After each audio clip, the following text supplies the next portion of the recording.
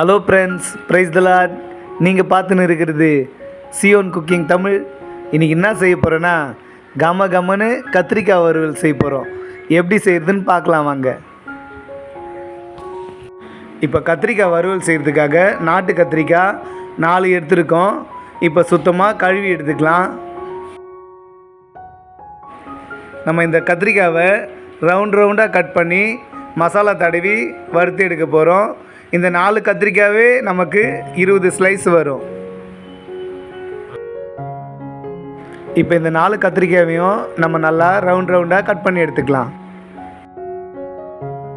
கத்திரிக்காய் வறுவல் செய்யும்போது அதில் மசாலா ஏறாதுன்னு நினைப்பீங்க. ஆனால் நாங்கள் செய்கிற மாதிரி இதே மாதிரி நீங்கள் செஞ்சு பார்த்தீங்கன்னா நல்ல மசாலாவோட ரொம்ப சூப்பராக இருக்கும். அதே போல் சீக்ரெட்டான ஒரு பொருள் சேர்க்க போகிறோம். வீடியோ முழுசாக பாருங்கள், ஸ்கிப் பண்ணாமல். அந்த சீக்ரெட்டான பொருள் நம்ம கத்திரிக்காயில் சேர்க்கும்போது கத்திரிக்காயில் நல்லா ஏறி அது சாப்பிடும்போது ஒரு தனி டேஸ்ட்டு கொடுக்கும். இப்போ நம்ம கத்திரிக்காவை கட் பண்ணி எடுத்துட்டோம். கட் பண்ண கத்திரிக்காவை இன்னொரு வாட்டி கழுவி எடுத்துக்கலாம். தண்ணியில் போட்டு அலசி எடுக்கும்போது மசாலா அதில் நல்லா பிடிக்கும்.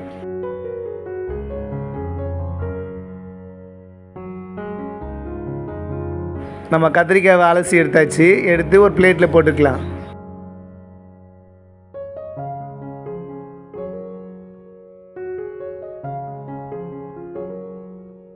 இப்போ கழுவின கத்திரிக்காவை மசாலா கலக்கிறதுக்காக இன்னொரு பாத்திரத்தில் கொட்டிக்கலாம். இப்போ நம்ம கத்திரிக்காயில் மசாலா கலக்க போகிறோம். என்னென்ன மசாலான்னு பார்க்கலாம். உப்பு 1/4 ஸ்பூன்,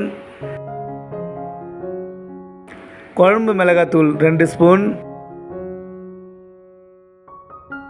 தனியாத்தூள் 1 ஸ்பூன், சிக்கன் 65 மசாலா 1 ஸ்பூன், தனி மிளகாத்தூள் 1 ஸ்பூன், மஞ்சத்தூள் 1/4 ஸ்பூன்.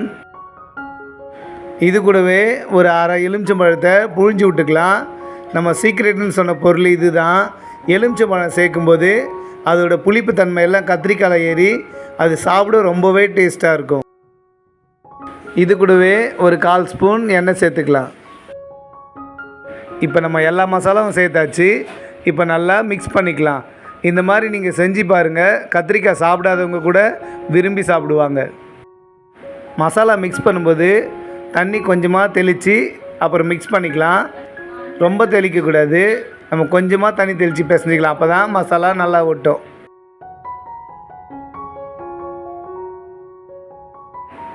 இப்போ மசாலா நல்லா நம்ம மிக்ஸ் பண்ணிட்டோம். இப்போது இது ஒரு அரை மணி நேரம் அப்படியே ஊற வச்சிடலாம். அதுக்குள்ளே நம்ம சேனலை சப்ஸ்கிரைப் பண்ணாமல் பார்த்துருந்தீங்கன்னா நம்ம சேனலுக்கு சப்ஸ்கிரைப் பண்ணிக்கோங்க. அதே போல் நம்ம சேனலுக்கு தொடர்ந்து உங்கள் ஆதரவு கொடுங்க. அரை மணி நேரம் ஆயிடுச்சு. இப்போ மூடி திறந்து பார்த்துக்கலாம்.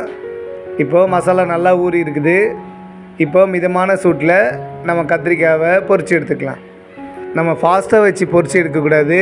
மிதமான சூட்டில் பொரித்து எடுக்கும்போது தான் நமக்கு கத்திரிக்காய் நல்லா கிறிஸ்பியாக நல்லா டேஸ்டியாக இருக்கும். உள்ளே நல்லா வெந்து இருக்கும்.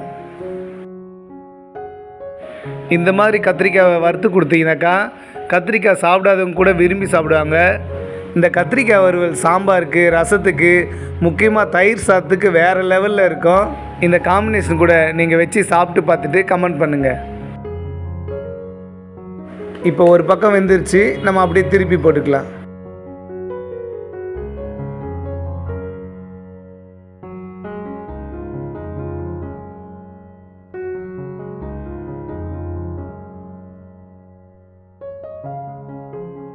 இப்போ நமக்கு 2 பக்கமும் நல்லா வெந்துருச்சு. எடுத்து ஒரு பிளேட்டில் போட்டுக்கலாம். நமக்கு கத்திரிக்காய் எப்படி சூப்பராக இருக்குது பார்க்குறதுக்கு. பார்க்கும்போதே அப்படியே சாப்பிட்ணும் போல் இருக்குது.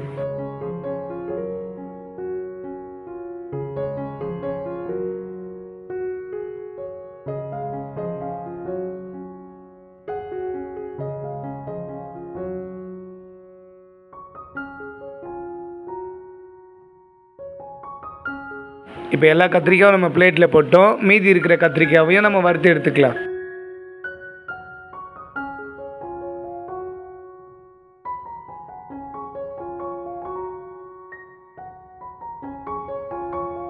இப்போ நம்ம எல்லா கத்திரிக்காயும் வறுத்து எடுத்துட்டோம். எவ்வளோ சூப்பராக இருக்குது பாருங்கள். கமன்னு கத்திரிக்காய் வறுவல் ரெடி. இந்த வீடியோ உங்களுக்கு பிடிச்சிருந்தா லைக் பண்ணுங்கள், ஷேர் பண்ணுங்கள், கமெண்ட் பண்ணுங்கள், மறக்காமல் சப்ஸ்கிரைப் பண்ணுங்கள்.